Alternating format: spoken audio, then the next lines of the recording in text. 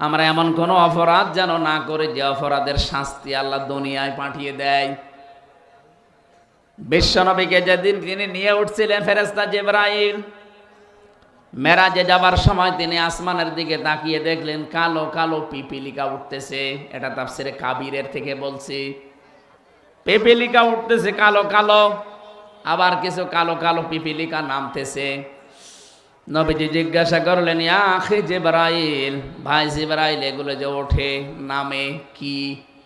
ফেরেশতা বলে, হে রাসূল, আপনার উম্মতের ভেতরে যারা অপরাধ করে এই গোনাগুলো উঠতেছে আল্লাহর কাছে।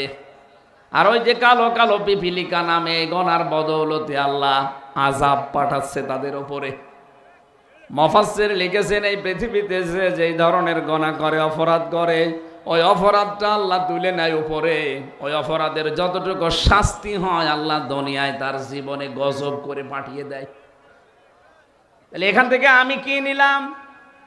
আমার শিক্ষা নেওয়ার বিষয়ে আমি এমন কোন অপরাধ যেন না করি ওই অপরাধের শাস্তি দুনিয়ায় নাজিল হলে আমি টিকতেই পারি না।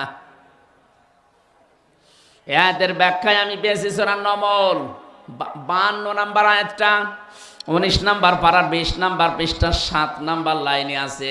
এটাও তাফসিরে কাবিরে আছে। ফাতিলকা বুয়ুতুহুম খাবিয়াতাম বিমা যালামু ইন্না ফি যালিকা লাআয়াতাল লিকাউমিন ইয়ালামুন। বলেন আল্লাহু আকবার।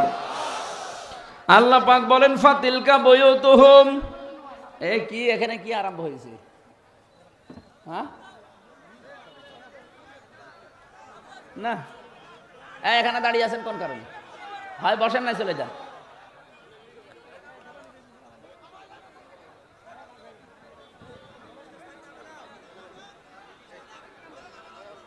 দেন তো ভাই, সব নামিয়ে দেন, দেন দেন, সব নামিয়ে দেন, একটাও যেন না থাকে এখানে। আরে ভাই, নামাতে এত দেরি করেন কি করেন? আপনার হাতে লাঠি কি করেন?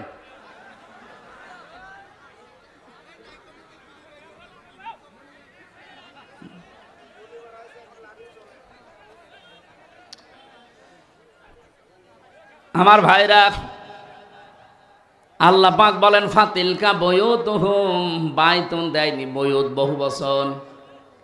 তিলকার আগে ফা আছে। আল্লাহ যেন তার আঙ্গুল দিয়ে ভাবে আমাদেরকে দেখাচ্ছেন এই সেই ঘরগুলো। এই সেই, এই জবাব দেন না কেন? এই সেই ঘরগুলো খাবিয়াতান, আমি জনশূন্য করে দিয়েছি, পরিত্যক্ত বানিয়ে দিয়েছি, বিমা যালামু, তাদের জুলুমের কারণে। আয়াতটা যদি লূত আলাইহিস সালামের জামানার ঘটনা কেন্দ্রিক নাজিল করা, আমার তো মনে হচ্ছে 2024 সালের 5 আগস্টের বিকাল 5টার সময় আল্লাহ নতুন করে আবার নাজিল করেছে। আল্লাহ যেন হাত দিয়ে বাংলার মানুষকে দেখাচ্ছেন এই সেই ঘর, এই সেই ঘর যেগুলো আমি জুলুম করার কারণে জনশূন্য করে দিয়েছি। এটাতে কত বাস্তব তার প্রমাণ কুষ্টিয়ার হানিফ সাহেবের বাড়ি, এই যে ইনাদের এমপি টগর মিয়ার বাড়ি। আপনি যে দেখেন এখন পরিত্যক্ত হয়ে গেছে, জনশূন্য। আমার মনে হয় জিন ভূত ওখানে থাকতে ভয় পায়, কারণ গণ টয়লেট এখন একটা টয়লেট হয়ে গেছে। বিমা যালামু, এদের জুলুমের কারণে এই বাড়িগুলো থেকে দুর্বিসন্ধি করত, জুলুম করত। কাকে কাকে সকালে মিথ্যা মামলা দিয়ে ধরিয়ে দেবে, কার জীবনটা নষ্ট করবে মিথ্যা সাক্ষী দিয়ে এই ঘর থেকে ষড়যন্ত্র করতো বসে বসে। আল্লাহ বলেন যত জায়গায় এগুলো হয়েছে, ওই জালেম শুধু না, জালেমদের বাড়ি ঘর পর্যন্ত অভিশপ্ত বানিয়ে দিয়েছি। আমি 630টা থানার খবর জানি বাংলাদেশে, প্রায় থানায় আমি গেছি। এই 3.5 মাসের ভেতরে দেখতে পেয়েছি অধিকাংশ জালিমের বাড়ি ঘর আর আল্লাহ রাখেন নাই, সবগুলো উজাড় গৃহ বানিয়ে দিয়েছেন। এখন এগুলো বানিয়েছে কে? না না, ফাকতিয়া দাবিরুল কওমিল্লাযিনা যালামু আলহামদুলিল্লাহি রাব্বিল আলামিন। সূরা নাম 7 নম্বর পারার 12 নম্বর পৃষ্ঠা 4 নম্বর লাইনের 45 নম্বর আয়াতের প্রথম অংশে আছে, রব্বুল আলামিন বলেন জালেমদের শিকড় কেটে দেওয়া হয়ে গেছে। অতিয়া এটা মজহুল, এর ফাইল জানা নেই, কে কেটেছে কেউ জানে না। আপনি সারা দেশে জালেমদের বাড়ি খোঁজ নিয়ে দেখেন, ভেঙেছে কে, একজনেরও নাম পাবেন না। এই কথা বলছে না কেন? আপনাদের রংপুর বিভাগ আমি জানি না, খুলনা বিভাগের কথা বলছি, জালেমদের বাড়ি ঘর আর নেই, সবগুলো এখন জাতীয় টয়লেট। এমনি এমনি এগুলো হয়নি। আল্লাহ বলেন বিমা জালামু, এখানে বসে জুলুম করতো, জুলুমের দুর্বিসন্ধি করতো এরা। ইন্না ফি যালিকা লাআয়াতান, লামে তাকিদ, অবশ্যই এর ভেতরে তোমাদের জন্য শিক্ষা আছে। লিকাউমি ইয়ালামুন, যারা জ্ঞানী তাদের জন্য এখানে শিক্ষা। এদের এত বড় 15 বছরের কঠিন শিকড় যদি আল্লাহ কেটে ফেলতে পারেন, আগামী 5 বছরে অনেকে চিন্তা ভাবনা নিয়ে আসে, এই দুর্বিসন্ধি আটতেছে, আগে চেয়ারে বসি, দেখেন কি করি। কথা বলেন না কেন? অনেকে কিন্তু এই ধান্দায় আছে যে থালা আগে হাতে পায়, দেখেন কি করি। কি করবেন আপনি? জামাল ভাই তো টাচ দিয়েছিল, জুলুম যারাই করবে এই পৃথিবীতে তাদেরকে আল্লাহ নিশ্চিহ্ন করে দেবে, তাদের বাড়ি ঘর পর্যন্ত পরিত্যক্ত বানিয়ে দেবে। এত বড় বিশাল শিকড় যদি আল্লাহ তুলে দিতে পারে, আপনি টের পেয়েছেন 15 বছর ওদের শিকড় কত নিচে নেমেছিল। ইউনিয়ন থেকে শুরু করে সংসদ পর্যন্ত প্রতিটি জায়গায় ওদের শিকড় এত নিচে নেমেছিল যে টান দিয়ে তোলার মতো আমাদের খবর ছিল না। আল্লাহ পাক বলেন জালেমদের শিকড় কেটে ফেলা হয়ে গেছে। কেটেছে কে কেউ জানে না। বাংলাদেশে কার নামে আপনি মামলা দেবেন, একজন কেউ পাবেন না। এই কথা বলেন না কেন? হানিফের এত সুন্দর সাজানো গোছানো বাড়ি, আপনি এখন যে দেখেন ওটা এখন টয়লেট। কারণ টয়লেট করবে যেখানে বসে, ও টয়লেটের প্যান পর্যন্ত মানুষ খুলি নিয়ে চলে গেছে। কোথায় বসবে জায়গা পায় না, ইটও তো নেই, ইটও খুলে নিয়ে চলে গেছে। এই জন্য কেউ এদিকে কেউ এদিকে কেউ এদিকে, যে যেদিকে পারে মুখ দিয়ে মনে হচ্ছে যে জামাতবদ্ধ টয়লেট চলছে। তাহলে আমাদের এখান থেকে নেওয়ার বিষয় এই, এদের এত বড় শিকড় যদি মাটির সাথে মিশে যেতে পারে, আগামীতে যারা এই ধান্দায় আছেন যে চেয়ারে বসি দেখেন কি করি, আপনার বাড়িও আল্লাহ উজাড় গৃহ বানিয়ে দেবে, কোনো ব্যাপারই না। অলরেডি অনেকের উপর থেকে আল্লাহ জনগণের মন কিন্তু বেশিরভাগ সরিয়ে নিয়েছে তাদের কর্মকাণ্ডের কারণে। এই জালেমরা যদি জুলুম করার কারণে, চাঁদাবাজি করার কারণে মানুষের মন থেকে উঠে যায়, আগস্টের 5 তারিখের পর থেকে যারা চাঁদাবাজি আরম্ভ করেছেন, আপনি কি মনে করছেন জনগণ আপনাকে ভালোবাসে? এমনি 15 থেকে কমনে তাকাও, এমনি 15 থেকে 58% মানুষ চলে এসেছে। মানুষের মেধা বুদ্ধি এখন কাজ করছে। এতদিন এটা বাধা ছিল, এখন খুলে গেছে। আর আন্তর্জাতিক মহল তো আছে, এই জন্য সাবধানে। গত পরশু দিনের নারায়ণগঞ্জের বন্দরের চাঁদাবাজিটাও কিন্তু মানুষ দেখতেছে। বিএনপির নাম করে এগুলো যারা করতেছেন, আপনার কিন্তু কপালে আগুন লাগবে, আপনি টের পাচ্ছেন। চাঁদাবাজি করে যদি সম্পদ বানানো যায়, হয়তো এই পাশের জেলা বগুড়া, আপনি বলেন তো বগুড়ার যে কৃতি সন্তান শহীদ প্রেসিডেন্ট জিয়াউর রহমান, তিনি কত কিছু রেখে যেতে পারতেন, কিছুই তো রেখে যাননি। তার পরবর্তী প্রজন্ম যদিও লাইন মতো ছিল না, সেটা আলাদা বিষয়। বঙ্গবন্ধুকেও তো মানুষ হত্যা করেছে, জিয়াউর রহমানকেও হত্যা করেছে। একজনের নাম শুনলে মানুষ বলে শহীদ, আর একজনকে পিটিয়েও শহীদ বলানো যায় না। এমনি এমনি এটা তার জীবনে এমন এমন কিছু কাজ আপনি পাবেন। আরাফাতের ময়দানে যে নিমের গাছ, ওই দেশের মানুষ জিয়া ট্রি বলে ডাকে, তার মানে জিয়া ওই গাছটা লাগিয়েছিল। লক্ষ লক্ষ হাজিরা আরাফাতের এই ময়দানে, উত্তপ্ত ময়দানে একটু ছায়া পায়। আমার মনে হয় আরাফাতের ময়দানে যেহেতু দোয়া কবুল হয়, লক্ষ লক্ষ হাজিরা যখন ওখানে থাকে, গাছের ছায়া পাওয়ার পরে যদি মন থেকে দোয়া করে, ছায়ার ব্যবস্থা যে করেছে আল্লাহ তুমি মাফ করে দিও, কবুল হয়ে যাবে। কিন্তু আপনি তার আদর্শ ধারণ করার কথা বলেন আর আপনি চাঁদাবাজি করেন। আপনি মানুষ, খবর যদি জায়গা মতো চলে যায় দলীয় পদ না, জীবন পর্যন্ত থাকবে না। এই জন্য আমরা শিক্ষা নেব, আমরা যেন চাঁদাবাজি না করি, এবং কেউ করলে আমরা করতেও দেব না। আমিরে জামাত ডাক্তার শফিকুর আমিরে জামাত ডাক্তার শফিকুর রহমান ঘোষণা দিয়েছে, এই দেশে যদি ইসলাম আমরা নিয়ে আসতে পারি, এ দেশে চাঁদাবাজি হবে না, কাউকে করতেও দেব না। এটা আমরা চাই না। এই জন্য জালেমদের যে পরিণতি হয়েছে গুনার কারণে, অপরাধের কারণে, আমাদের হোক, আমরা চাই। আল্লাহ পাক বলেন যহারাল ফাসাদু ফিল বাররি ওয়াল বাহরি বিমা কাসাবাত আইদিন নাস লিয়ুযীকাহুম বা'দাল্লাযী আমিলু লাআল্লাহুম ইয়ারজিউন। সূরা রুমের 41 নম্বর আয়াতে আছে, জলে স্থলে যে বিপদ আপদ মুসিবত গুলো আসে একটাও আমি দিতে চাই না, সব তোমাদের হাতের কামাই করা ফসল। আমি চাই এগুলো দিয়ে তোমাদেরকে তোমাদের পাপের কিছু শাস্তি দিতে, যেন তোমরা ফিরে আসো। এই জন্য আমি ওই যে শানে নজরুল বলছিলাম, বিশ্ব নবী যখন দেখলেন কিছু পিপিলিকা উঠতেছে আকাশে আর কিছু পিপিলিকা কালো কালো নামতেছে, ফেরেশতা বলে, হে রাসূল, এই যে ওঠে এগুলো আপনার উম্মতের পাপের ফসল উঠতেছে, আর যেগুলো নামে ওগুলো তাদের পাপের কারণে আল্লাহ গজব নামাচ্ছে। তাহলে দুনিয়া আমরা যারা বাস করি, আমাদের এই মুহূর্তে সতর্ক হওয়া লাগবে। আল্লাহ কিন্তু একটা নির্মল শান্ত এমন একটা সুন্দর গ্রামের উদাহরণ আমাদের সামনে আজকে সেট করেছেন তেলাওয়াতকৃত আয়াতে। এটা সূরা নমল থেকে বলছি, বাংলাদেশের সাথে আমি আয়াতটা মিলাবো আজকে। সূরা নাহাল থেকে বলছি, 112 নম্বর আয়াত। সূরা নাহাল মানে মৌমাছি। নাহাল মানে কি?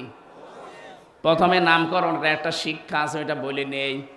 68 নম্বর আয়াতে পাবেন, ওয়াওহা রাব্বুকা ইলান নাহলি আনিত্তাখিযি মিনাল জিবালি বুয়ুতা ওয়া মিনাশ শাজারি ওয়া মিম্মা ইয়ারিশুন। আল্লাহ পাক বলেন, আমি মৌমাছির প্রতি ওহী করেছিলাম শুধু একবার, যে 3 জায়গায় বাসা বাঁধবা তোমরা, নিজেদের ঘর বাড়ি বাঁধবা 3 জায়গায় মাত্র, পাহাড়ের চূড়ায়, গাছের ডালে, আর মানুষের ঘরের চালে বা কার্নিশে ছাদে।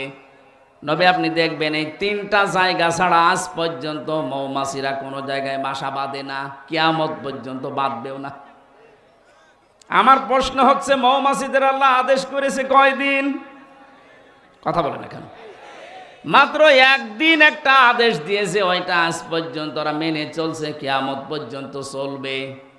এই জন্য ওদের ভেতরে কোনো ঝামেলা নেই। আর আমাদেরকে কোরআনে আল্লাহ আমাদের আদেশ দিয়েছেন 500। কয়টা? একটাও আমরা মানি না। ওরা একটা আদেশ পেয়ে একটাই মেনে চলছে, ঝামেলা নেই। 500টা পেয়েছি, একটাও মানি না, ঝামেলা হবে না? হবে কি? এই জন্য আমাদের উচিত হচ্ছে কোরআনে কারিম থেকে এই 500 আয়াত জেনে বুঝে আমাদের এই প্র্যাকটিক্যাল লাইফে এখন থেকে মিলানো। তাহলে ওই যে পাপগুলো উঠতেছে ওগুলো বন্ধ হয়ে যাবে।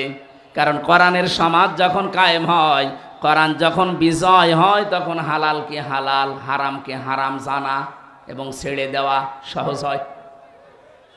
তিরমিজি শরীফের হাদিস, নবীজি বলেন, মান করাল কোরআনা ফাস্তাজহারাহু, যে ব্যক্তি কোরআন পড়বে আর কোরআনকে বিজয়ী করার জন্য চেষ্টা চালাবে। এজহার মানে শুধু প্রকাশ করা না, এজহার মানে কায়েম করা, এজহার মানে বিজয় করা। কোরআন যদি সত্যি ব্যক্তি, পরিবার, সমাজ আর রাষ্ট্রে বিজয়ী হয়, ফাহাল্লা হালালাহু ওয়া হাররামা হারামাহু, হালালকে হালাল আর হারামকে হারাম জেনে ছেড়ে দেওয়া সহজ হয়। এ বাংলাদেশে 54 বছরে কোরআন বিজয়ী হয়নি, এই জন্য হালালকে হালাল জানার পরও আমরা অনেক জায়গায় মানতে পারিনি, হারামকে হারাম জানার পরও ছেড়ে দিতে পারিনি। কথা বলে না কেন? এই যে সুদ হারাম জানার পরও আমরা ছেড়ে দিতে পারি না। কারণ কি? কারণ কোরআন এই দেশে বিজয়ী নেই। কোরআনে কারিম যেখানে অর্থনীতিতে থাকা দরকার ছিল ওই জায়গায় কোরআন আজ নেই। জাকাত ভিত্তিক অর্থনীতি রাষ্ট্রীয়ভাবে কায়েম করতে চেয়েছিল কোরআনে কারিম, সেখানে আমরা নিয়ে যেতে পারিনি। এই জন্য সুদ ভিত্তিক অর্থনীতি জারি থাকার কারণে হারামকে হারাম জানার পরও আমরা অনেকে এখন মানতে পারছি না। অর্থনীতির যে চ্যাপ্টারগুলো আছে সূরা বাকারার 168 কি 175 নম্বর আয়াত থেকে 80 নম্বর আয়াত পর্যন্ত তাফসিরে ফি জিলালিল কোরআন দেখবেন। ব্যবসা যে একটা ইবাদত, অর্থনীতি একটা ইবাদতের মূল মানদণ্ডের ভেতরে একটা, অনেকে আমরা জানিও না, মানিও না। কারণ না জানলে আপনি মানবেন কি করে? এখানে 100 জনের মনে হয় 98 জন ফেল করবে যে মোশারাকা কি বলেন তো, মোদারাবা কি বলেন তো, মোরাহাবা কি বলেন তো, বায়ে সালাম কারে বলে, বায়ে ইস্তেসনা কারে বলে, বায়ে মুআজ্জাল কারে বলে, বায়ে ওয়াহিদা কারে বলে। 28টা নিয়ম আছে। আপনি যে ব্যবসা একটা ইবাদত, একটাও জানেন না তো ইবাদত হচ্ছে কি করে। অথচ বিশ্ব নবী নিজের জীবনে মোদারাবা তিনি পালন করে দেখিয়েছেন। ইসলামী ব্যাংকে এখন যেটা আছে, হযরতে খাদিজাতুল কুবরা অর্থ দিয়েছিলেন, নবীজি শ্রম দিয়েছিলেন, এইটার নাম আরবিতে মোদারাবা বলে। ইসলামী ব্যাংকে যান, টাকা পয়সা দেবেন, আপনার টাকা আর তাদের শ্রম, তারা বিভিন্ন কায়দা কৌশলগুলো ব্যবহার করে আপনার টাকায় আরো টাকা বাড়তে থাকবে। আর বাকি যে ব্যাংকিং ব্যবস্থা দেশে আছে, সোনালী, চৈতালি, রূপালী, আমি বাকিগুলোর নামও জানি না, সব ব্যাংকে দেখবেন সরাসরি আপনাকে জবাই করায়।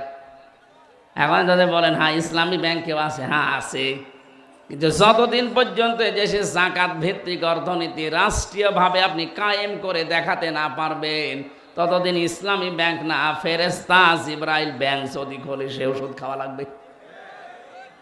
কথা বুঝতেছে? এই যে টুপিটা সুন্দর লাগছে না, এর ভেতরে সুদ আছে। প্রশ্ন আসতে পারে হুজুর মানুষ সুদের টুপি মাথায় দিয়ে নামাজ পড়েন। আরে বেটা, নবীজি নিজে মক্কায় 13 বছর নামাজ পড়েননি? কথা বলেন না কেন? তো ওই সময় তার তো কাবা শরীফের ভেতরে 360টা মূর্তি ছিল। 360টা মূর্তি সামনে নিয়ে নামাজ পড়ে নামাজ হয়? ও বলছেন না, নবীর নামাজ হয়নি। আজ যে বললাম টুপিটার ভেতরে সুদ, এই যে সুন্দর দেখতে কোটিটা কি সুন্দর লাগছে, এর ভেতরে সুদ আছে। কারণ হচ্ছে এই, আমি হয়তো সুদের টাকা দিয়ে এটা কিনি নাই, কিন্তু এই টুপিটা যে ফ্যাক্টরিতে তৈরি হয়েছে, ওই ফ্যাক্টরির মালিক ব্যাংক থেকে লোন নিয়েছে। এক কথা বলছেন, প্রত্যেকটা জিনিস এরকম। যাকাত যতদিন সরকারিভাবে রাষ্ট্রীয়ভাবে কায়েম করা না যাবে, ততদিন আপনি এদেশে সুদ থেকে বাঁচতে পারবেন না। হ্যাঁ, যতদিন কায়েম করতে না পারি ততদিন কাজ করলে গোনা হবে না, নবীজির যেমন হয়নি। অথচ ওই নবী বাকি 10 বছর যখন রাষ্ট্রের দায়িত্বে ছিলেন মদিনার, রাষ্ট্রপ্রধান হওয়ার পরে তিনি এসে শুধু মূর্তি ফেলে দেয়নি, ভেঙ্গে ভেঙ্গে দূর করে দিয়েছেন। কথা বলেন না কেন? সুতরাং রাষ্ট্রে যদি সত্যি ইসলামটা আমরা বিজয় করতে পারি, আল্লাহর কসম তখন এই বেপরদা থাকবে না, সুদ থাকবে না, ঘুষ দেওয়া লাগবে না। বৈষম্য বিরোধী ছাত্র আন্দোলন যারা করেছিল তারা দেওয়ালে দেওয়ালে লিখন লিখেছে, ঘুষ যদি কেউ চায় তার হাত ভেঙে দেওয়া হবে। এটা যদি কায়েম হয়ে যায় কেমন হবে বলেন তো? বৈষম্য বিরোধী ছাত্র আন্দোলন আমি 9টা দফা দেখেছি, তার 3টা প্রথম দফায় আমি দেখেছি সূরা কোরআনের এই সূরা নাহালের 90 নম্বর আয়াতের প্রথম 3টা বিষয়ের সাথে তারা মিল রেখেছে। 1 নম্বরে ওরা বলেছিল ওয়ান জাস্টিস, ন্যায় বিচার কায়েম করতে চেয়েছিল না? আল্লাহ এই নির্দেশই 90 নম্বর আয়াতে প্রথম দিয়েছেন, ইন্নাল্লাহা ইয়া'মুরু বিল আদলি, অবশ্যই আল্লাহ নির্দেশ দিচ্ছে তোমরা ন্যায় বিচার কায়েম করো। এইটাই তো তারা চেয়েছিল। কথা বলেন না কেন? 2 নম্বরে তারা চেয়েছিল মানবাধিকার। আল্লাহ পাক বলেন আমিও দ্বিতীয় এইটাই চেয়েছি, আল ইহসান। ইহসানের 27টা ব্যাখ্যা আছে, এর ভেতরে 1 নম্বর ব্যাখ্যা ইহসান মানে ভালো ব্যবহার করো। কোথায় ছিল ভালো ব্যবহার বাংলাদেশে? বলে ভালো ব্যবহার করবা কাদের সাথে? নবীজি যুদ্ধবন্দী যারা তাদের সাথেও খারাপ আচরণ করেননি, ভালো ব্যবহার করে তাদের মন জয় করে ফেলেছিলেন। হযরতে সুমামা বিন ওয়াসালের জীবনটা পড়ে দেখবেন কি ব্যবহার করেছিলেন।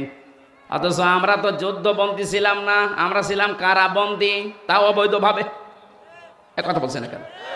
কি আচরণ করলেন আপনি? 24 ঘন্টা আমার মতো একটা চিকন মানুষকে আপনি তালা লাগিয়ে রাখতেন, তাও ফাঁসির কন্ডেম সেলের ভেতরে। কি করেছিলাম আমি? আপনার মেয়ের দিকে তাকিয়েছি কোনোদিন? আর আপনার যে মেয়ে, ও ছাতার দিকে তাকানো যায়? ও জামাই কন্ট্রোল করতে পারছে না, আমরা কি করব? আর ওর দিকে তাকিয়ে করবো কি? তো 4-5টা ছেলে মেয়ের মা। কথা বলছে না কেন? দেখার মতো হলে না এই 2-1 বার একটু না, আমি এটা আর বলবো না। একবার এক রশ্মিকার নাম বললে মুসিবতে আছে। আমি যেটা বলতে চাচ্ছি, আপনি কোন কারণে একটা কারাবন্দির সাথে এটা করলেন? নবীজি জীবনে যুদ্ধবন্দির সাথে এটা করেননি। ইহসান কোথায় পেয়েছেন? এই কারণেই তো জনগণ নেমে পড়েছে রাস্তায়, যে আমরা মানব অধিকার চাই, আমরা মানবতা চাই। 3 নম্বরে তারা বলেছিল আমরা বৈষম্য মুক্ত বাংলাদেশ গড়তে চাই। এটা 3 নম্বরে আল্লাহ দিয়েছেন, ওয়া ইতাইদিল কুরবা। এই আয়াতে আমি 3টা পেয়েছি, আর সূরা নমলের ভেতরে পেয়েছি আরো 3টা, আর বাকি 3টা আমি এখনো পাইনি। হয়তো বাস্তবতা দেখে তারা বানিয়েছে। এই 9টা বিষয় তারা এমনি এমনি দেয়নি।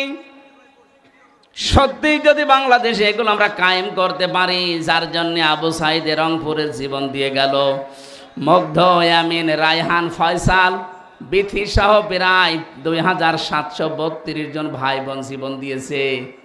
এদের এই রক্তের ঋণ শোধ করতে হলে অবশ্যই তাদের যে দফাগুলো ছিল এগুলো আমাদের এখন বাস্তবে দেখানো দরকার। এটা নিয়েও এখন ষড়যন্ত্র হচ্ছে। আমার ভাইরা রংপুরবাসী, যে কথাটা বলতে চাচ্ছিলাম আপনাদের, আমাদের অপরাধ বাদ দেওয়া লাগবে। যে যেখানে আছি ওই জায়গায় আপনারা থামবেন, নয়তো আল্লাহ পাক দুনিয়াতে যে আযাবগুলো পাঠাবেন, একটা আদেশও যেহেতু আমরা মানছি না। আমি তো অর্থনীতির কিছু টাচ দিয়েছিলাম।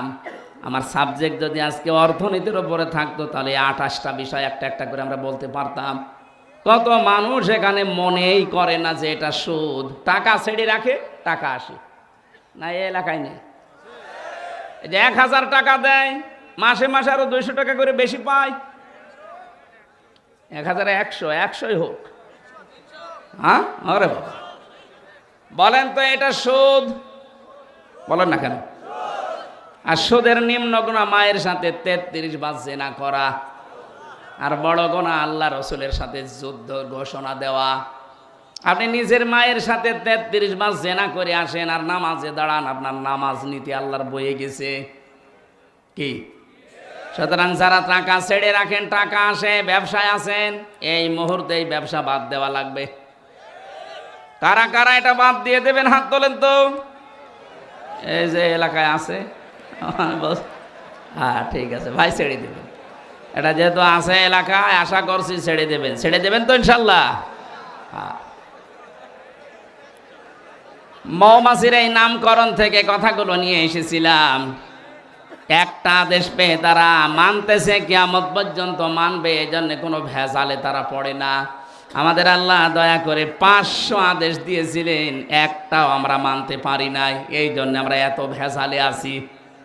এখন থেকে আমরা আল্লাহর যে একটা গ্রামের উদাহরণ আমাদের সামনে দিয়ে শিক্ষা দিতে চাচ্ছেন, এটা দেখি আমাদের এই বাংলাদেশের সাথে মেলে কিনা।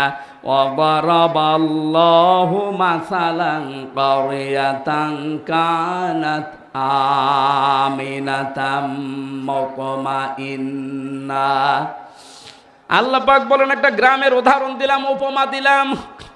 কি ছিল সেই গ্রাম? 2টা জিনিস আমি ওই গ্রামে রেখেছিলাম। 1 নম্বরে সেখানে আমানা ছিল, শান্তি ছিল। 2 নম্বরে মুতমাইন্না, নিশ্চিন্তে বাস করা যেত। তাফসিরে ইবনে কাসিরের ভেতরে এই কানাত আমিনাতান মুতমাইন্নাতান, এই দুইটা শব্দের ব্যাখ্যায় তারা অধিকাংশ মুফাসসির দিয়েছেন এটা কাবা শরীফের এলাকা। কাবার এলাকাতে আল্লাহ এত শান্তি স্বস্তি নিরাপত্তা দিয়ে রেখেছিলেন, ওর বাইরে যেখানে যাবেন সেখানে হট্টগোল মারামারি চাঁদাবাজি খুন খারাপি চিন্তায়, কিন্তু কাবার এরিয়াকে আল্লাহ এমনভাবে নিরাপত্তা দিয়েছিলেন অমাং দাখলাহু কানা মিনা।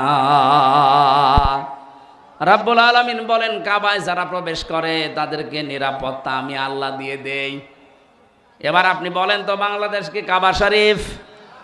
বলেন বলেন। এটা কাবা থেকে 6010 কিলোমিটার দূর। এই দেশকে যদি আমরা নিরাপত্তার চাদরে ঢেকে রাখতে চাই, মাস্ট বি আমাদেরকে কাবায় যেটা চলে ওইটা এখানে কায়েম করা লাগবে। কাবায় কি চলে? কাবায় সব চাইতে বড় বিষয় হচ্ছে কাবা আশপাশে কোনো শিরিক আপনি পাবেন না। এখানে যে জাতির ভেতরে শিরিক উঠে যায়, শিরিক থাকে না, ওই জাতি আল্লাহর কাছ থেকে নিরাপত্তা পাওয়ার হকদার হয়ে যায়। এটা আছে সূরা আনাম 7 নাম্বার পারা 15 নম্বর পৃষ্ঠা 17 নাম্বার পৃষ্ঠার প্রথম নাম্বার লাইনের 82 নাম্বার আয়াতে আছে আল্লাযীনা আমানু ওয়া লাম ইয়ালবিসু ঈমানাহুম বিযুলমিন উলাইকা লাহুমুল আমন ইলা আখির আয়া। আল্লাহ পাক বলেন যারা ঈমান আনে আর ঈমানের সাথে জুলুম মিশ্রণ করে না, এখানে জুলুম মানে শিরিক, যারা তাদের ঈমানের সাথে শিরিক মিশ্রণ করবে না উলাইকা লাহুমুল আমন, আল্লাহ যেন এভাবে দেখিয়ে দিচ্ছেন যে এরা আমি আল্লাহর কাছ থেকে নিরাপত্তার হকদার। জোরে বলেন সুবহানাল্লাহ। ও রংপুরবাসী, 56,000 বর্গ মাইল আমরা চাই এ দেশটাও আল্লাহ নিরাপত্তা দিয়ে দিক। বিশেষ করে প্রতিবেশী নামে এই কলঙ্ক, এই কোলাঙ্গার রাজা আরম্ভ করেছে যে ষড়যন্ত্র এখন ওরা চালাচ্ছে, এখনো আমরা শান্তি স্বস্তি নিরাপত্তায় নেই। কথা বলো না কেন? জালেম চলে গেছে তাতে কি হয়েছে? ওর পেতাত্তা এখনো আছে। দুই দিক থেকে ওরা ষড়যন্ত্র যা করছে, এদেশকে এখন যদি সত্যি নিরাপত্তা আল্লাহর চাদরে ঢেকে রাখতে চান, শিরিক মুক্ত জাতি তৈরি করা লাগবে। বাংলাদেশে যত শিরিক আছে তার একেবারে সরাসরি শিরিক হচ্ছে ক্ষমতার মালিক জনগণকে মনে করা। এটা শিরিক না? আলা লাহুল খালকু ওয়াল আমরু, 2 নাম্বার শিরিক বানিয়েছেন যিনি, হুকুম চলবে তার। অথচ আল্লাহর এই জমিনের বানানো জমিনে আল্লাহর হুকুম বাদ দিয়ে মানুষের তৈরি করা হুকুম যারা কায়েম করতে চান তারা শিরিক করছেন। এরকম 43টা একটা একটা করে মিলাবেন, পেয়ে যাবেন এই দেশে। জাতিকে যদি আমরা মুক্ত করতে না পারি, এ দেশকে আল্লাহ শান্ত শিষ্ট নির্মল এবং নিরাপত্তা দিয়ে ঢেকে রাখবে না। আল্লাহর অত দায় পড়ে নাই। আপনি চাচ্ছেন কাবার এরিয়ার মতো আপনি নিরাপত্তা, কিন্তু শিরিক করছেন, হবে না। এ জাতিকে আর শিরিক থেকে প্রথমে বাঁচাতে হবে। এই জন্য যাদের ভেতরে এই বিশ্বাস আছে ক্ষমতার উৎস জনগণ, এক্ষুনি বিশ্বাস পাল্টাবেন, জবান খুলে জবাব দেন ক্ষমতার উৎসকে। এটা আমি বানালাম। আন্নাল কুওয়াতা লিল্লাহি জামিআ কুলিল্লাহুম্মা মালিকাল মুলকি তুতিল মুলকা মান তাশা। এরকম 903 জায়গায় পড়া কোরআনে আল্লাহ আয়াত দিয়েছেন, 903 জায়গায় ডাইরেক্ট ইনডাইরেক্ট মিলে, যে ক্ষমতার উৎস আমি আল্লাহ, এটা যারা অন্য কাউকে দিয়ে দেয় এরা শিরিক করছে। এক কথায় বলছি, এবার আল্লাহ যেটা পারে ওইটা অন্য কেউ পারে, বিশ্বাস করার নাম শিরিক। কথা বলে না কেন? মুসলমান আমরা যারা আছি জবান খুলে বলেন তো, ক্ষমতায় দিতে পারে কে? আরো জোরে কে? যারা জনগণকে বিশ্বাস দিয়ে দিয়েছেন, আপনি বলেন তো আপনি নিজের কথায় যে আপনি কিন্তু শিরিক। আর শিরিক যারা করবে তারা মুশরিক। কথা বলছে না কেন? তাহলে মুশরিক জাতিকে আল্লাহ নিরাপত্তা শান্তি স্বস্তি নিরাপত্তা দেবে।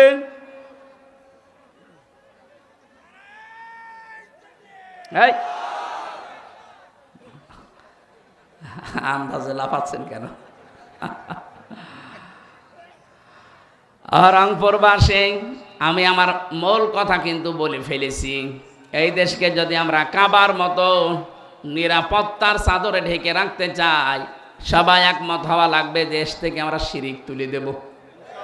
এই 15.5 বছরে এইটা ওরা চেষ্টা করেছিল।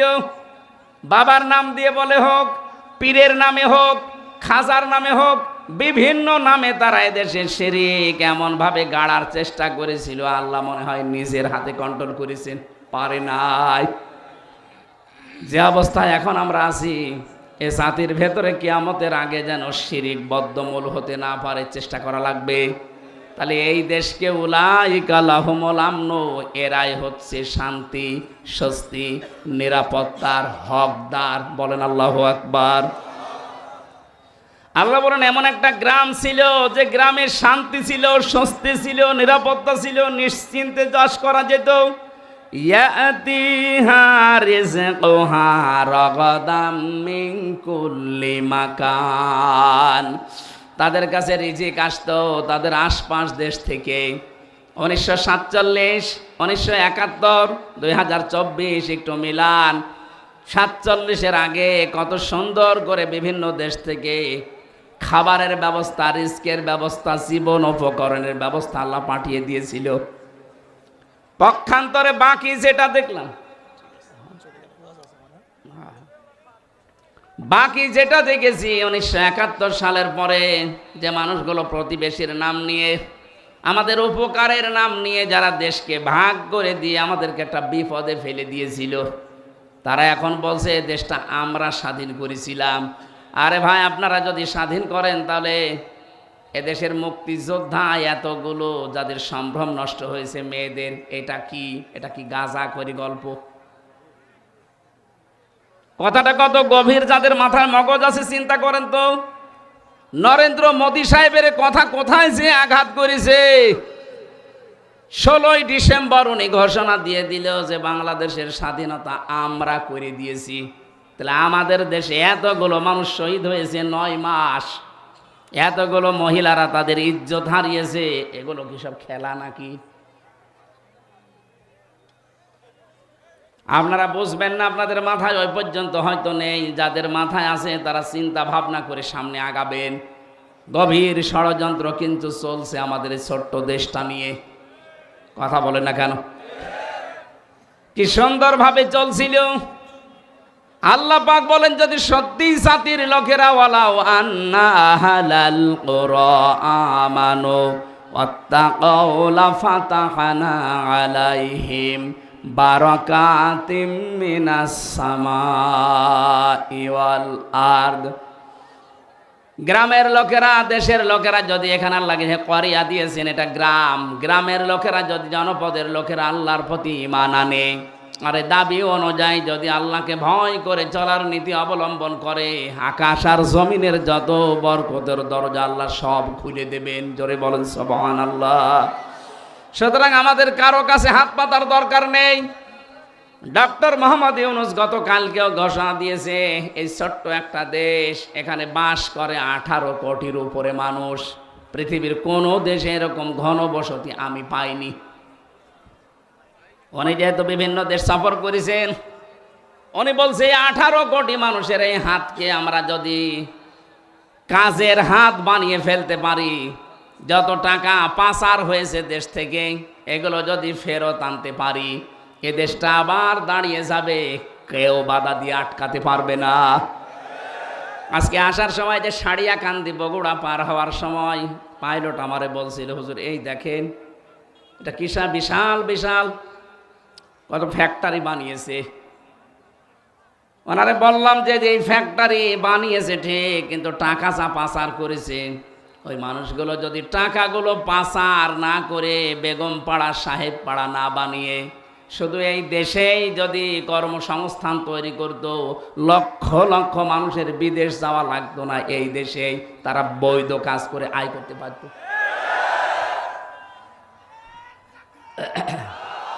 এই কথা বুঝতে দেন। কি করলেন আপনি টাকাগুলো? বাইরে গিয়ে, বাইরে তো গিয়েছিলাম কিছুদিন আগে, মালয়েশিয়া, সিঙ্গাপুর আপনি বানিয়েছেন, ওখানে সাহেব পাড়া, কানাডায় বানিয়েছেন বেগম পাড়া, কি হচ্ছে পড়ে আছে এখন। এতগুলো টাকা আপনি সেখানে ফেলে রাখলেন। একটা মূর্খ মানুষও বোঝে যে টাকা এক জায়গায় ফেলে রাখলে ওটা একটা কাগজ, ওটা যদি আপনি কাজে লাগান 10টা মানুষের কর্মসংস্থান তৈরি হবে, 10টা মানুষের পরিবার চলবে, আল্লাহর আরশ আপনার উপরে খুশি হয়ে যাবে। এই দরবেশ মার্কা মানুষগুলোকে কথাও বোঝে নাই। এতগুলো টাকা পাচার করে দেশকে আপনি ঋণের একটা বোঝা দিয়ে গেলেন। এই দেশে এখন যদি কেউ জন্ম নেয় তার মাথার উপরে 1,10,000 টাকা ঋণ।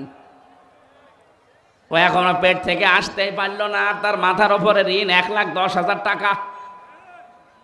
কি দিয়ে গেলেন দেশটাকে, আর বলে আমরা রোল মডেল বানিয়েছি। রোল মডেল বানিয়েছেন আপনি, ঋণের রোল মডেল।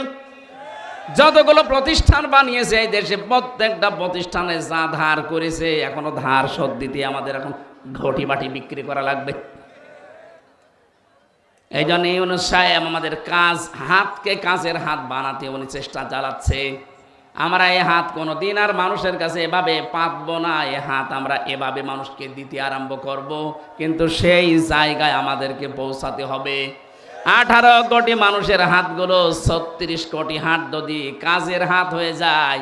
আরে ভাই, সিঙ্গাপুরে দেখলাম ছোট্ট একটা দেশ, এ রংপুর যত বড় এর অর্ধেকও হবে না। সিঙ্গাপুর মাত্র এদিকে ওদিকে 43 কিলোমিটারে শেষ, এতটুকু একটা দেশ, অথচ বিশ্বের ভেতরে এখন তালিকায় তারা 2 নম্বরে আছে উন্নতিতে। কেন? এই জন্যে আছে কারণ ওরকম প্রত্যেকেই তাদের কাজের হাত। আমরা আজ কাজের হাত বানাতে পারি না, ভিক্ষার হাত বানাই। প্রতিটি মানুষের এই কাজের হাতগুলো যারা নষ্ট করে দিল টাকা পাচার করার মাধ্যমে, এরা এই জাতির সবচাইতে বড় শত্রু। আল্লাহ বলেন ইয়াতিহা রিজকুহা রাগাদাম মিন কুল্লি মাকান, বিভিন্ন দেশ থেকে আমি তোদের জন্য খাবার, জীবন উপকরণ আসার ব্যবস্থা করে দিতাম। আজ তাকান, আমরা একটু ঘুরে দাঁড়িয়েছি, পাকিস্তান থেকে, চীন থেকে, তুরস্ক থেকে, আমেরিকা থেকে, বিভিন্ন দেশ থেকে আজ খাবার আসা আরম্ভ হয়ে গেছে। একটু শক্ত হয়ে যদি 15 বছর আগে দাঁড়াতে পারতাম, এই দাদারা আমাদের এতদিন বাপ ডাকতো। এখন আরম্ভ হয়ে গেছে অলরেডি। ওদের 2 জনকে আজকেও পিটিয়ে, ভারতে ওদের নিজেদের লোক 2 জনকে পিটিয়ে হাসপাতালের আইসিইউতে ভর্তি করিস, যে তোদের কথার কারণে বাংলাদেশের লোক এখন আলু নেয় না, পেঁয়াজ নেয় না, সব বর্ডারে পৌঁছতেছে। পরশুদিন ডোনাল্ড ট্রাম্প যা বলেছে দেখেছেন, বলেছে আমি জানুয়ারির 20 তারিখে ওত নেব, শপথ নেব। ভারতীয় আছে আমার এই আমেরিকায় 16 লাখ, এদেরকে সব তাড়িয়ে দেব। আমার মনে হয় মোদি দাদার ধুতি এখন সামলাতে পারবে কিনা আল্লাহ জানে। আমাদের চট্টগ্রাম নিয়ে নেবে, আপনি নিজেরটা ঠেকান, 7 সিস্টার থাকে কিনা। ওই 16 লাখ যদি চলে আসে, এদেশের মানুষের ব্যবসা যদি পাকিস্তান, চীন, তুরস্কের সাথে আরম্ভ হয়ে যায়, আরম্ভ করবে, ঘোষণা অলরেডি দিয়ে দিয়েছে যে তোদের সাথে আমাদের কোনো ব্যবসা নেই। ওরা মনে করেছিল আমরা ওদের কাছে ভিক্ষা চাই, আমরা যে টাকা দিয়ে কিনে নিতাম এইটা ওরা ভাবতো না, মনে হচ্ছে ভিক্ষা দিত। এবার ঠেলা টের পাবে। কথা বলে না কেন? ওরা আমাদের চিকিৎসা দেবে না, কোনো দরকার নেই ওদের চিকিৎসা যাওয়ার। আমরা আহ্বান জানাচ্ছি বাংলাদেশ সরকার, যিনি এখন দায়িত্বে আছেন, উপদেষ্টা, এদেশের প্রতিটি মানুষের কাছে 2 টাকা 5 টাকা করে কালেকশন করেন। অন্তত 5টা আন্তর্জাতিক মানের হাসপাতাল বাংলাদেশের 8টা বিভাগ মিলে বানিয়ে দেন। কাউকে অন্তত এই কোলাঙ্গারদের কাছে যাওয়া লাগবে না। যত টাকা আমাদের কাছে ওরা চিকিৎসার নামে নেয়, ওই জায়গায় না যে এখন থেকে দরকার হয় থাইল্যান্ডে যাবেন, সিঙ্গাপুরে যাবেন, দরকার হয় আরো যে সমস্ত দেশ আছে উন্নত, সেখানে যাবেন। কোনো দরকার নেই দেশে যাওয়ার। এরা আমাদের কলিজা মসজিদ ভেঙ্গে মন্দির বানাচ্ছে। আমার তো মনে হচ্ছে কাবা শরীফের মতো এদের মতো আবার গজব নাসিল হয় কিনা এদেশে আল্লাহ জানে। কারণ ওরা তো আমার গায়ে হাত দেয়নি, দিয়েছে আল্লাহর ঘর কাবা শরীফের মতো মসজিদগুলো। কথা বলেন, কাবা হচ্ছে ইঞ্জিন আর এই মসজিদগুলো সব তার বগি। কাবা যদি আল্লাহর ঘর হয়, এই রংপুর মিঠাপুকুরের এই মসজিদ কার ঘর? আরো জোরে বলেন। এই মসজিদ নির্মাণের জন্য এরা চেষ্টা চালাচ্ছে মনে হয় নাকি, যে পূর্ণ নির্মাণের উদ্যোগ নিয়েছে। আবার কিয়ামত পর্যন্ত এই মসজিদ এখানে থাকবে। হযরত জিবরাইল পাথর ইব্রাহিম নবীকে দিয়েছিলেন, উনি পাথরটা নিয়ে এভাবে ফিকে মেরেছিলেন। জিবরাইল ওইটা নিয়ে তামাম দুনিয়ার যত এরিয়া আছে সব জায়গায় ছিটিয়েছে, যেখানে যেখানে পড়েছে সেখানে একটা আল্লাহর ঘর তৈরি হয়ে গেছে। এখনো যেখানে হয়নি কিয়ামতের আগে ওখানে হবে।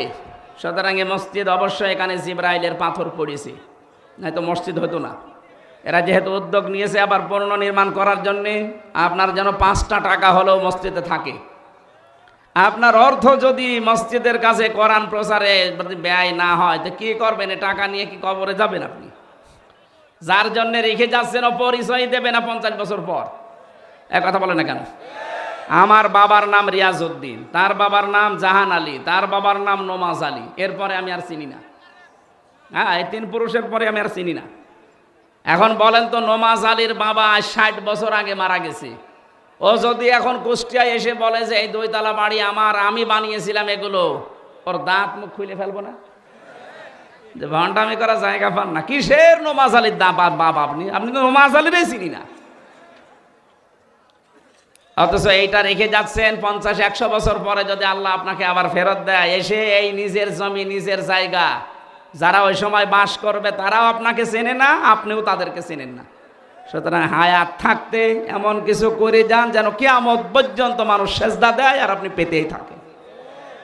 তার ভেতরে এই মসজিদ একটা, আশা করছি এদিকে একটু নজর দেবেন। আমাকে অত বলি না, আমি তো আদায় পারি না। চলে গিয়েছিলেন আবার এসেছেন, এই জন্য ওনারা লিখে দিয়েছে। আমরা আয়াতের দিকে যাই নাকি? ফাঁকা ফারাত বিয়ান অমিল্লাহ ফাযাকাল্লাহু লিবাসাল জুই ওয়াল খাউফি। রব্বুল আলামিন বলেন, ওই জামানার মানুষগুলো যখন আল্লাহর নিয়ামতের সাথে তারা কুফরি আরম্ভ করেছে, তাদেরকে আমি 2টা পোশাক পরিয়ে দিলাম মজা সাকাতে। একটা হচ্ছে খোদার পোশাক আর একটা হচ্ছে ভয়ের পোশাক। এরপরে দিয়েছেন বিমা কানু ইয়াসনাউন, ওরা যা করেছিল ওর মজা সাকাতে আমি আল্লাহ এই 2টা পোশাক দিয়েছি। বাংলাদেশেও যে ভয়ের পোশাক, ভয়ের সংস্কৃতি তৈরি হচ্ছে, খোদার যে পোশাক সামনে আসতেছে, অনেকে বলতো এদেশে দুর্ভিক্ষ হবে না, কখনো সম্ভব না। আমাদের হাতগুলো আমরা সামনে যা আছে এটা নিয়েই কাজে লাগাবো, কেউ যেন বসে খাওয়ার চিন্তা না করি। আর টাকা পাচার তো দূরের কথা, আহ্বান জানাবো যার যা পাচার হয়েছে ওগুলো হয় নিয়ে আসেন, নাই ওর ছেলে মেয়ে, ওর স্ত্রী পুত্র, স্থাবর অস্থাবর সম্পদ যা আছে সব বাজেয়াপ্ত করে রাষ্ট্রের কাজে লাগিয়ে দেন। হ্যাঁ, কথা বলেন না কেন? রাষ্ট্রের কাছ থেকেই তো আপনি মেরে কেটে খেয়েছেন, এখন রাষ্ট্রে ফেরত দেন, দেশটা দাঁড়িয়ে যাবে। আল্লাহ উদাহরণটা দিয়েছেন, যদিও মক্কা শরীফের বাংলাদেশের সাথে আমরা এই আজটা মিলাতে চাই। খোদার পোশাক, দুর্ভিক্ষের পোশাক, ভয়ের কোনো পোশাক আমাদের শরীরে আর লাগতে দেব না। যে যেখান থেকে আসি আমরা ইনশাল্লাহ আল্লাহর উপরে ভরসা করে তাকওয়ার জীবন অবলম্বন করে দাঁড়িয়ে যাব। আল্লাহ তৌফিক দেন, বলেন আমিন। আরে ভাই, 3 বছর ছেলে থাকেন আমার মতো পাশের কন্ডেম ছেলে, 3টা-4টা করে করেন, আপনি দেখে টিকতে পারেন কিনা। চালান বললেই হবে, আমার চালানো লাগবে না, ভেতরে তো মেশিন পত্র সব নষ্ট হয়ে গেছে। যতক্ষণ ঠিক থাকে আমি বলবো ইনশাল্লাহ। বিশেষ করে মাহফিল যাদের মাধ্যমে তৈরি হয়েছে, এই মাহফিলের বরেণ্য সদস্যবৃন্দ, হ্যাঁ, লিটন ভাই বলে একজন আছে আপনাদের, উনি পরিশ্রম করেছে সবচাইতে বেশি। আল্লাহ যেন হায়াতে তাজ্জেবা সিহাতে করলিয়া দান করেন, আমিন। মঞ্চে বসা ওলামা ইকরাম, সামনে বসা মুসলমান ভাইরা, পর্দার আড়ালের সম্মানিতা মা এবং বোনেরা, প্রশাসনের ভাইরা, প্রাণ প্রিয় রংপুরবাসী, আল্লাহর দরবারে শুকরিয়া জানাচ্ছি। আলহামদুলিল্লাহি আলা কুল্লি হাল, সর্ব অবস্থায় আমরা আল্লাহর প্রশংসা আদায় করি। যে অবস্থায় আছি এইটাই ভালো আছি, সামনে আরো খারাপ আসতে পারে। কথা বলে না কেন? খারাপটা যেন না আসে সেজন্য আমাদের এখন হাত এবং বিবেক কাজে লাগানো লাগবে। ইন্নাল্লাহা লা ইউগাজ্জিরু মা বিকওমিন হাত্তা ইউগাজ্জিরু মা বিআনফুসিহিম। আল্লাহ ততক্ষণ পর্যন্ত কোনো জাতির ভাগ্য পরিবর্তন করেন না যতক্ষণ সে জাতি তার নিজের ভাগ্যকে পরিবর্তনের চেষ্টা না করে। সুযোগ আল্লাহ করে দিয়েছেন, চেষ্টা আমাদের করা লাগবে সামনে। কথা বুঝতেছেন? আল্লাহ যেন আমাদের বিবেকটা এবং হাতটা কাজে লাগানোর তৌফিক সামনে দান করেন। খারাপ সময় যেন আমাদের সামনে আর না আসে। যদিও উত্তম প্রতিবেশীর তুলনায় পেয়েছি এমন একটা, মানে নাম ধরতেও কেমন লাগে, একটা প্রতিবেশীর জাতই না। যাদেরকে পেলাম আমরা একই প্রতিবেশীর জাত। এত মিথ্যা কথা মানুষ ছড়ায় কি করে? প্রতিবেশীর সাথে ভালো ব্যবহার করার জন্য নবীজি বলেন, এত বেশি আদেশ পেয়েছিলাম আমি, মনে হচ্ছিল যে জমি জায়গার ভাগও তাকে দেওয়া লাগবে। আর সেই প্রতিবেশী আমরা পেয়েছি প্রতিনিয়ত। এদেশ জন্ম হওয়ার আগ থেকেই তারা আমাদের বিরুদ্ধে মিথ্যাচার করছে এখনো পর্যন্ত। আপনি দেখেন মিথ্যাচার কি আরম্ভ করেছিল তারা, সে 47, 71, 24 পর্যন্ত তারা মিথ্যাচার চালিয়ে যাচ্ছে। স্বাধীন করলাম আমরা, আর এখন ওই দেশের প্রতিবেশীর যিনি দায়িত্বে আছে তারা বলছে স্বাধীন আমরা করেছি। এত বড় মিথ্যা কথা সে নাই বলতে পারে। যাকে আমরা পাঠাইনি, যে গেছে তার কাছে, সে তো একটু শুধরিয়ে দিতে পারে যে এত মিথ্যা কথা বলা ঠিক না। আর কিছু সাংবাদিক নামে কিছু হকার মলম বিক্রেতা আছে, আমার মনে হয় এদেরকে ধরে ধরে এই ময়ূখ রঞ্জন সহ যারা আছে বাংলাদেশের হিজড়াদের কাছে ছেড়ে দেওয়া দরকার। কামড়িয়ে খেয়ে ফেলবে। শয়তানি এত মিথ্যা কথা বলে, সারা জীবন মিথ্যাচার ছড়িয়েছে যে বাংলাদেশে নাকি সংখ্যালঘু নির্যাতন হয়, অথচ এই পৃথিবীর 257টা রাষ্ট্রের সবচেয়ে বেশি এখন সংখ্যালঘু নির্যাতন ইন্ডিয়াতে। তাম দুনিয়া এটা দেখছে না। আপনি নিজের কথায় নিজে কিন্তু ধরা পড়ে যাবেন। আপনারা দেখেছেন কালকে পঞ্চগড় এবং মাগুরা এই 2 জেলা থেকে 2 জন গিয়েছিল চিকিৎসার জন্য। তাদেরকে এই হকার সাংবাদিকরা জিজ্ঞাসা করছে যে আপনারা দেশে হয়তো টিকতে পারেননি, আপনাদের মেয়েদেরকে রেপ করা হচ্ছে, এই কারণে আপনারা ভারতে চলে এসেছেন, তাই না? উনি বলছে কিসের, হ্যাঁ কি বলেন আপনি? আমরা এসেছি 2 জন চিকিৎসার জন্য, আর 5 তারিখের পর থেকে সবচাইতে বেশি আরামে আছি আমরা। আর মুখটা গেছে একেবারে বিড়ালের পেছনের মতো হয়ে, আর কথা নেই। পৃথিবীর ইতিহাস পাল্টিয়ে দিচ্ছেন আপনারা। পৃথিবীর দিকে আমরা তাকালে দেখি কেউ কেউ মাটির নিচে তেল পায়, গ্যাস পায়, সোনা পায়, লোহা পায়, আর ওদের কোনো কাজ নেই। মাটির নিচে শুধু নাকি মন্দির পায়। 1000 বছর 1500 বছর আগে ওখানে নাকি মন্দির ছিল, দে মসজিদ ভেঙে দে, ওই মন্দির আবিষ্কার কর। আপনারা হয়তো এই ইতিহাস পড়েননি বা জানেন না, স্মরণ করাচ্ছি। আল্লাহর ঘর কাবা ভাঙতে এসে কি অবস্থা হয়েছিল আব্রাহার, একটু পড়বেন। যে মসজিদগুলো ভেঙ্গে ভেঙ্গে মন্দির বানাচ্ছেন ভুয়া ধোয়া তুলে, আল্লাহ কিন্তু ছাড় দেয়, ছেড়ে দেয় না। যদি আবার আবাবিল পাঠানো লাগে আল্লাহ কিন্তু পাঠাবে তার ঘর হেফাজতের জন্য। বলেন ঠিক কিনা? দরকার হয় 18 কোটি বাঙালি আমরা যারা মুসলিম আবাবিল হয়ে দেখা দেব।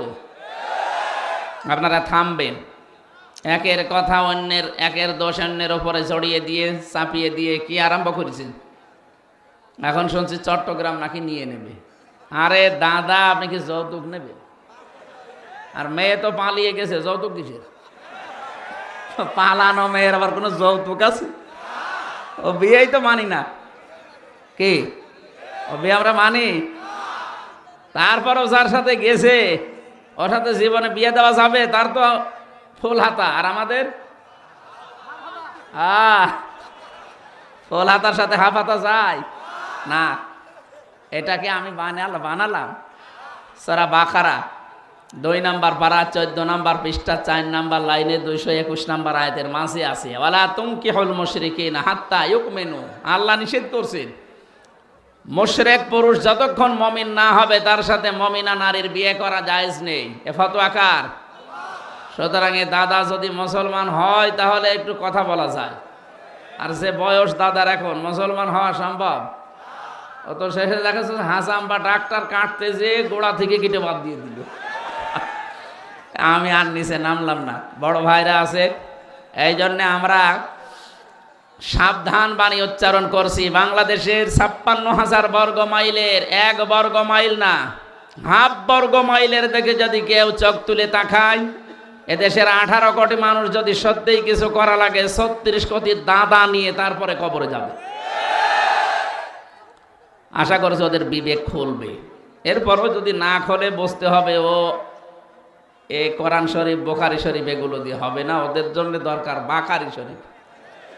আল্লাহ ওদেরকে হেদায়েত কামনা করি না, কারণ জালেমদের আল্লাহ হেদায়েত দেয় না। আল্লাহু লা ইয়াহদিল কওমাজ জালিমিন, ইহদি মুজারে, বর্তমান ভবিষ্যৎ, প্রেজেন্ট ফিউচার। আল্লাহ বলে বর্তমানে জালেমদের হেদায়েত দিচ্ছি না, ভবিষ্যতেও দেব না। এই জন্যই তো এই 3 মাস কতদিন হয়ে গেল, এখনো পর্যন্ত অনেক জালেমের কথাবার্তারা লাইন মতো আসে নাই। আজকেও সকালে দেখেছেন একটা ভিডিও ফাঁস হয়েছে, অনেক বলছে আর কতদিন মার খাবেন এভাবে, এবার ঘুরে দাঁড়ান। কি ঘুরে দাঁড়াবেন আপনি? আপনি যা করেছেন ঘুরে দাঁড়ানোর মতো আছে? এই জন্য উস্কানিতে কেউ যেন আবার পা দিয়েন না। অনেক বসে বসে কলা খায়, কফি খায়, চা খায় আর উস্কানি দেয়।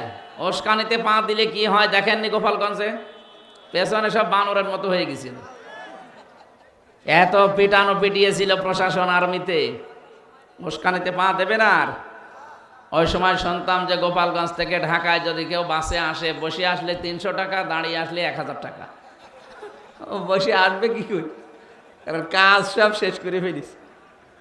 এই জন্য আমরা চাই, হ্যাঁ আলহামদুলিল্লাহ, আমরা চাই আপনারা উস্কানিতে কেউ পা দিবেন না। এই যে তাবলীগ জামাতে 2 গ্রুপে শুনছি মারামারি। কিসের 2 গ্রুপ? যে ভিন্ন গ্রুপ মানুষকে জবাই করেছে, ওনা কোনো গ্রুপ না, ওই উস্কানিতে পা দিয়ে তারা মানুষ জবাই করছে। এই যেন আহ্বান জানাবো, এই হত্যার দ্রুত বিচার যেন এ দেশের দায়িত্বে যারা আছে তারা করে, নয়তো উস্কানিতে আবার কেউ পা দিয়ে বিপদে পড়বে। বিশ্বজিৎকে যারা উস্কানিতে পা দিয়ে হত্যা করেছিল, সে লোক আমার সাথে জেলে ছিল, শাওন, খুলনায় বাড়ি। 30 বছর এখন জেল খাটা লাগবে। কই আপনার দল তো দেখছে না আপনাকে, কেউ দেখে না আপনাকে। ভেতরের অবস্থা আমি 3 বছর থেকে যা দেখলাম এইটাই। 8 জনের উস্কানিতে পা দিয়ে অন্যায় করবেন, যদি একবার 4 দেওয়ালের মাঝে যান না, বাপ বলারও সময় পাবেন না। আর বাইরে থেকে টাকা পয়সা কেউ যদি না পাঠায়, ভেতরে অবস্থা যে কত করুণ খারাপ এটা আমি টের পেয়েছি।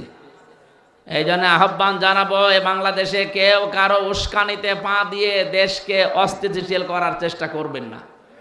ওয়ালা তুফসিদু ফিল আরদি বা'দা ইসলাহিহা, জমিনে সংশোধন হয়ে যাওয়ার পরে কেউ ফ্যাসাদ সৃষ্টি করবা না। এ নির্দেশ কার বলেন? চেষ্টা চলছে দেশকে শান্ত এবং নির্মল করার জন্যে। এখন সংস্কার যেহেতু আরম্ভ হয়েছে, আমরা দেখতে পাচ্ছি বাংলাদেশের সংস্কার চলছে। যাই সংস্কার করছেন আগে সংবিধান সংস্কারে হাত দেন, এটাও হাত দিয়েছে দেখতে পাচ্ছি। কোরআনে কারিমের সূরা ফুরকানের 77টা আয়াত আল্লাহ দিয়েছেন, এর ভেতরে 73টা ধারা আছে। ফুরকান মানে সংবিধান, ফুরকান মানে কি? সুতরাং এই দেশে যদি সত্যি শান্তি, স্বস্তি, নিরাপত্তা এটা দিয়ে আমরা ঢেকে রাখতে চাই, সূরা ফুরকানের 73টা ধারা দিয়ে বাংলার সংবিধান বানানো দরকার। এ দাবির পক্ষে আপনারা নেই? কারা কারা আছেন অন্ধকারে হাত তোলেন তো দেখি। এই দেখাও তো যাচ্ছে না, তোলেন। লিল্লাহে তাকবীর, এই আওয়াজটা যেন পৌঁছে যায় সারা বাংলাদেশ থেকে। এরকম আওয়াজ উঠলে, যেহেতু 96% আমরা মুসলমান, আশা করছি যিনি দায়িত্বে আছে তিনিও একজন মুসলমান। আজকে দেখেননি কি সুন্দর টুপি মাথায় দিয়েছে ডক্টর মোহাম্মদ ইউনূস, দেখে মনে আছে না একজনের সেরকমই। সুতরাং ওনার এই টুপির এই মর্যাদাও রাখা লাগবে। এদেশের জনগণ এবং ছাত্র জনতার যে সেন্টিমেন্ট আপনাকে বোঝা লাগবে। সবাই আমরা এখন চাচ্ছি এদেশে কোরআনে কারিমের এই সংবিধান চালু হোক। আগস্টের 5 তারিখের জরিপ পেয়েছিলাম, ওর আগে জানতাম, দেখেছিলাম আল জাজিরা থেকে। বাংলাদেশে 100 জনের মাত্র 15 জন চাইতো এদেশে কোরআন কায়েম হোক, কিন্তু এই 3 মাস 10 দিনের ব্যবধানে জরিপ পেয়েছি বাংলাদেশে এখন 100 জনের 58 জন মানুষ চাইছে কোরআনের রাজ এদেশে কায়েম হোক। আর কিছুদিন যেতে দেন, আমার যতটুকু বিশ্বাস বাংলাদেশের 100 জনের 100 জন মানুষ চাইবে আল্লাহর কোরআন এদেশে কায়েম হোক। কথা বলো না কেন? সেজন্য আমাদের সবার প্রাণের দাবি। 53-54 বছর তো বিভিন্ন জিনিস দেখলাম, কাঙ্ক্ষিত মানের শোক আমরা কেউ পাইনি। পেয়েছি বলেন? এখন শুধু দেখতে চাই কোরআন দিয়ে, বিশেষ করে এই 73টা ধারা দিয়ে দেশ চললে কেমন দেখা যায়। আমি তাফসির পড়ে বুঝেছি ৭৩টা ধারা বাংলাদেশের ৫৬,০০০ বর্গ মাইলে কায়েম হলে এদেশ একটা মিনি জান্নাত হয়ে যাবে। আল্লাহ যেন ওটা দেখার মতো ভাগ্য আমাদেরকে নসিব করেন, আমরা যেন দেখে মরতে পারি। বলেন আমিন।